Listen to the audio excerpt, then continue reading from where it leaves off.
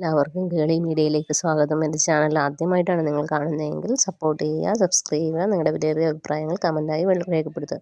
അപ്പോൾ നമ്മുടെ ഇഷ്ടം എന്ന സീരിയലിൻ്റെ നാളത്തെ പ്രൊമോയിലേക്ക് കിടക്കുക. മഹേഷും ഇഷിതയുടെ അമ്മയും കൂടി ഇങ്ങനെ സന്തോഷത്തോടു കൂടി ഭയങ്കര ഹാപ്പിയായിട്ട് സംസാരിച്ചുകൊണ്ടിരിക്കുന്നു. അപ്പോൾ ഇഷിത ഡോർ തുറന്ന് അകത്തേക്ക് വരുന്നതൊക്കെയാണ് കാണിക്കുന്നത്. പിന്നീട് ആദി ഉറങ്ങുന്ന സീൻ കാണിക്കുന്നു.